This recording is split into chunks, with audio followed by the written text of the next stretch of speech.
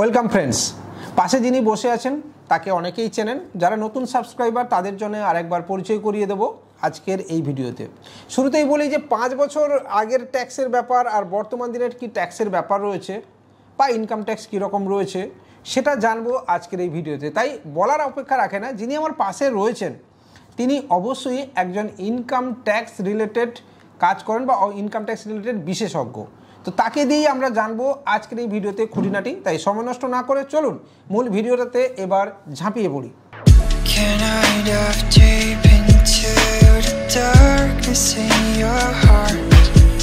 বছর শেষ হয়ে যাচ্ছে, মানে ফিনান্সিয়াল ইয়ার। সেখানে আপনারা অবশ্যই যাদের আইটিআর করতে হবে বা আইটিআর রিলেটেড জানতে চাইছেন, প্রচুর মানি ট্রান্সফার করছেন, ইউপিআই রিলেটেড ট্রানজ্যাকশান করছেন, তাদেরকে বলবো যে অবশ্যই একবার শুভজিৎ বাবুর সাথে কথা বলে নেবেন। অন্তত হোয়াটসঅ্যাপ করে আপনি নিজের কোয়ারিটা ফিল আপ করে নেবেন, তাহলে আগামী দিনে আপনাকে হয়তো নোটিশ বা বড় ধরনের সমস্যার মুখে পড়তে হবে না। চলুন পরিচয় করে দিই। স্যার শুভজিৎ মাইতি বাবু নমস্কার। অনেকেই ইনাকে চেনেন, আমার পুরনো যারা সাবস্ক্রাইবার অনেক দিন ধরে, এবং প্রচুর মানুষ আইটিআর বা জিএসটি বা ট্যাক্স রিলেটেড যে সমস্যা সেখান থেকে রিলিফ পেয়েছেন ইনারি থ্রু। তো আজকে আমরা বেশ কিছু কোশ্চেন ওনাকে করব। স্যার আপনি অনেক দিন ধরে তো আমাদের অ্যাসোসিয়েশনের সঙ্গে যুক্ত, এবং আপনারা অনেকে বলে দিই আমাদের যেই অর্গানাইজেশন রয়েছে আমাদের যাবতীয় ধরনের আইটিআর, ট্যাক্স, জিএসটি বা আদার্স যা কিছু প্রফেশনাল ট্যাক্স সব কিছু কিন্তু ইনি একাই মেনটেন করেন। 5 বছর আগে কি ধরনের ট্যাক্সেশন ব্যাপার ছিল, এখন কি ধরনের রয়েছে, কি চেঞ্জ, কি ধরনের কি সমস্যা, একটু যদি বিস্তারিত বলেন আপনি। নমস্কার, শুভজিৎ মাইতি বলছি। আমার ট্যাক্সের একটা কনসালটেন্সি অর্গানাইজেশন রয়েছে, অর্পণ ট্যাক্স কনসালটেন্সি। যারা পুরনো আছেন মেম্বার তারা জেনে গেছেন অলরেডি, আর যারা নতুন তাদেরকে বললাম যে ওই অর্গানাইজেশনের মাধ্যমে আমরা ট্যাক্স রিলেটেড বা ইনকাম ট্যাক্স যাকে বলা হয়, ইনকাম ট্যাক্স রিলেটেড ফাইলিং এবং জিএসটি বা টিডিএস এইগুলো নিয়ে আমরা হেল্প করে থাকি। ফাইল প্রিপেয়ার করি, অনেকে লোন ফাইল প্রিপেয়ার করি। তো যাদের এই বিষয়ে বিশদ জানার প্রয়োজন আছে বা মনে করবেন আমার সঙ্গে কনসাল্ট করবেন, আমার স্ক্রিনে দেওয়া নাম্বারে আপনারা অবশ্যই যোগাযোগ করবেন। আমরা হোয়াটসঅ্যাপ এবং ফোন কলের মাধ্যমে আপনাদেরকে বিস্তারিতভাবে হেল্প করব। আর স্যার যেটা বললেন যে ট্যাক্সের ব্যাপারে 5 বছরের মধ্যে কিন্তু একটা হিউজ পরিবর্তন চলে এসছে। আগে যেভাবে হতো কাজগুলো, মানে ট্যাক্সের কাজগুলো, সেগুলো অ্যাকচুয়ালি কেবলমাত্র একটা রিফান্ড, মানে টিডিএস রিফান্ড পাওয়ার জন্য মানুষরা করতো, কিন্তু এখন সেটার ভাস্ট পরিবর্তন চলে এসছে। যেমন এখন কিন্তু ইনকাম ট্যাক্স রিটার্নটা অ্যাকাউন্টটাকে সেভ রাখার জন্য হচ্ছে, মানে অ্যাকাউন্টটা যাতে প্রোটেক্ট থাকে, মানে আগে নিজে বাঁচবো, এবং প্যান একটা পার্মানেন্ট অ্যাকাউন্ট নাম্বার, ওটা যাতে প্রোটেক্ট থাকে সেইটা আগে ভাবনা চিন্তা করতে হবে। রিফান্ডটা নেওয়া পরের ব্যাপার। আমাদের এটা ভাবলে চলবে না যে আমরা 50 টাকা কি 5000 টাকা রিফান্ড নিয়েছি মানে আমার ফাইলটা অ্যাকুরেট হয়েছে, এটা কিন্তু নয়। এই যে পরিবর্তনটা এসছে এটা কিন্তু সবাইকে অবশ্যই মাথায় ঢোকাতে হবে, এবং আগে ধ্যান দিতে হবে যে আমার টার্ন ওভার যেটা হচ্ছে সেটা আমার সেভিংস কিংবা কারেন্ট অ্যাকাউন্ট উইথ প্যান, এটাকে আগে সেভ করা। এটা সেভ করার পরে আমরা তারপরে রিফান্ড অপশানে যাব। এই ব্যাপারটার কিন্তু পরিবর্তন চলে এসছে, কারণ এখন AIS বলে একটা পোর্টাল চালু হয়েছে। সেই AIS অ্যানুয়াল ইনফরমেশন সামারি বা সিস্টেম, সেখানে গভর্নমেন্ট আপনার যে টার্ন ওভারগুলো হচ্ছে সেখানে সোর্স অফ ইনকাম মেনশন করছে। সোর্স অফ ইনকাম কোথা থেকে আপনি ইনকাম করছেন, ইন্টারেস্ট থেকে ইনকাম করছেন, এফডি বা আরডি হতে পারে, ইন্স্যুরেন্স থেকে হতে পারে, আবার কেউ ইনকাম করছেন business receipt, business payment, salary payment, আবার ইনকাম করছেন কেউ যখন এখনকার দিনে মিউচুয়াল ফান্ড বা ক্রিপ্টো যেটা এসছে, যেটা নিয়ে খুবই এখন আবেগপ্রবণভাবে ছেলেরা ঝাঁপিয়ে পড়ে, কথা হবে আলাদা চ্যাপ্টার। তো সেই এগুলো সব ইনকাম, এতগুলো ইনকাম দেখিয়ে ফাইলটা করতে হবে। কিন্তু শুধু টিডিএস রিটার্নের যেটা মানুষেরা করে, অল্প ইনকাম দেখিয়ে দেয়, এত কিছু মেনশন করে না। এই যে ডিফারেন্ট টাইপ অফ সোর্স, এটাকে মেনশন না করে ফাইলটা করে রিফান্ড নিয়ে নেয়, পরবর্তী ক্ষেত্রে একটা পেনাল্টি বা ট্যাক্স ডিমান্ডের মুখে পড়ে যান, যেটা ইনকাম ট্যাক্স অলরেডি লাগু করে দিয়েছে।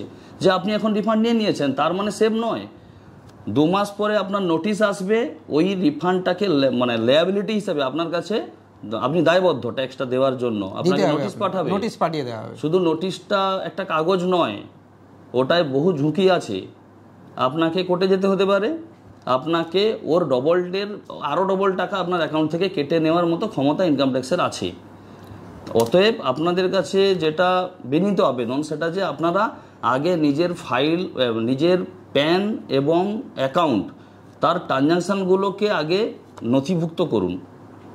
রিপোর্ট যেটা accounts report, yearly accounts report, ওটাকে আগে কাগজে পেনে নথিভুক্ত করুন। ওই রিপোর্টটা আমাদেরকে পাঠান, আমাদের কনসালটেন্সিকে, এবং প্যান কার্ড পাঠান। আমরা ভেরিফাই করে বলবো কোন ফাইল হবে, কখন হবে, তার কস্ট কত আসবে। আচ্ছা, হঠাৎ করে ফোন করে একজন বললো আমি একটা ফাইল করব, কস্ট কত বলুন, এটা হয় না। এভাবে এখন আর কাজ হয় না। আগে হয়েছে, আগে অবশ্যই হয়েছে, এখন হয় না। রিসেন্টলি আমি দেখলাম যে ইউপিআই করতে গিয়ে, যদিও পুরো বিষয়টা আমাকে বললো না, একটুখানি অন্ধকারে রেখে দিল। বললো স্যার আমি মহা ফাঁপড়ে পড়ে গেছি, আমার ট্যাক্সের নোটিশ এসছে 3.5 লক্ষ টাকা।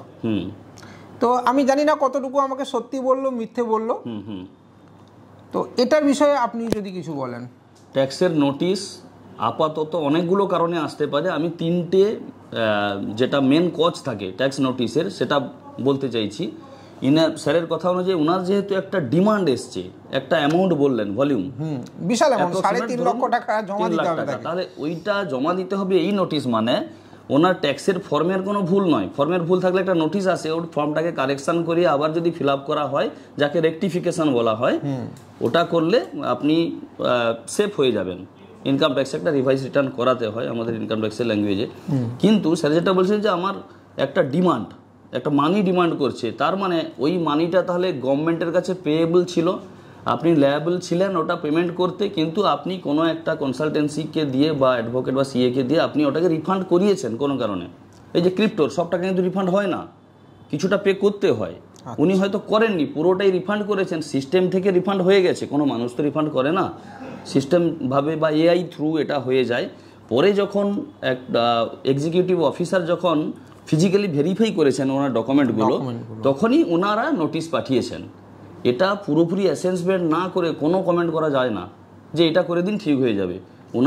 ওনার উচিত যে কোনো ভালো কনসালটেন্সি বা ভালো একজন অ্যাডভোকেট বা লয়ারের কাছে এটা বুঝিয়ে নেওয়া যে এটা কি কারণে হয়েছে, ওই কারণগুলো আগে ক্লোজ করতে হবে, এবং ওই পেমেন্টটা পুরোটা দেবেন কি হাফটা দিয়ে সারেন্ডার করাবেন ওটা কিন্তু দেখলে বলা যাবে। যদি আমাদের কাছে উনি কোয়ারি করেন, ডকুমেন্ট পাঠান, আমরাও বলবো।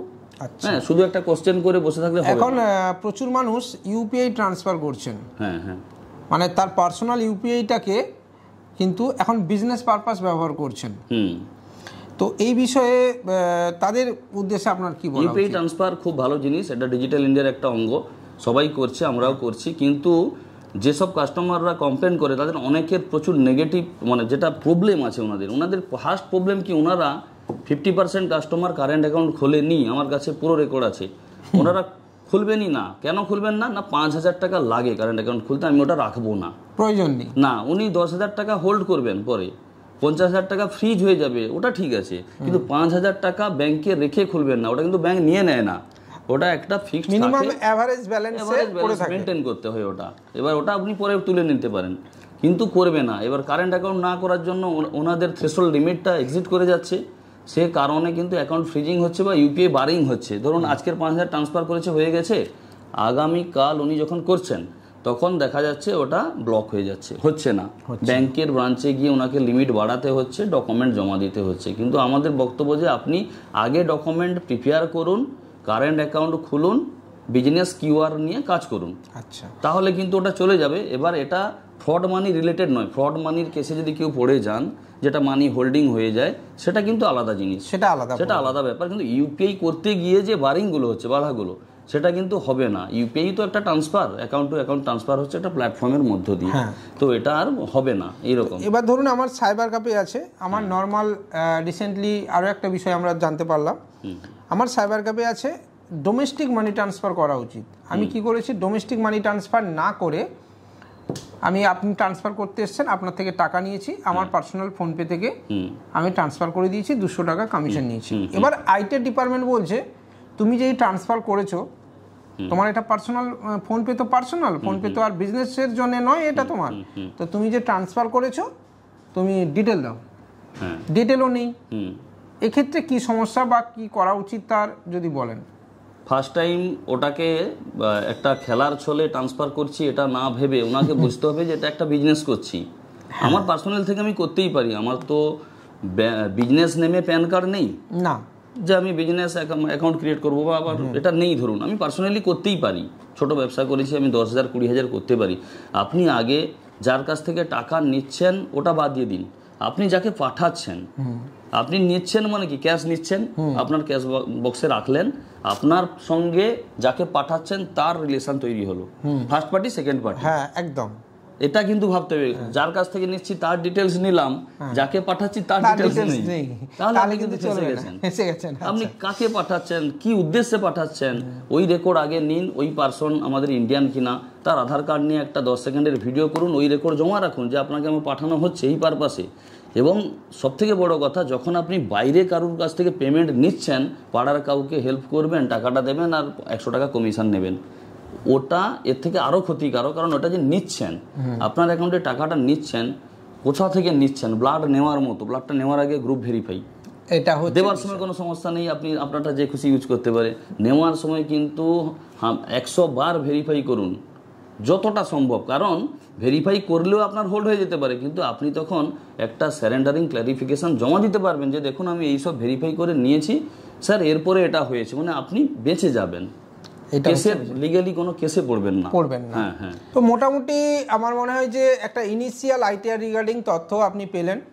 এপ্রিল মাস আসছে, আর অলরেডি হয়তো আপনি যেদিন এই ভিডিওটা দেখছেন সেদিন হয়তো এপ্রিল মাস শুরু হয়ে গেছে।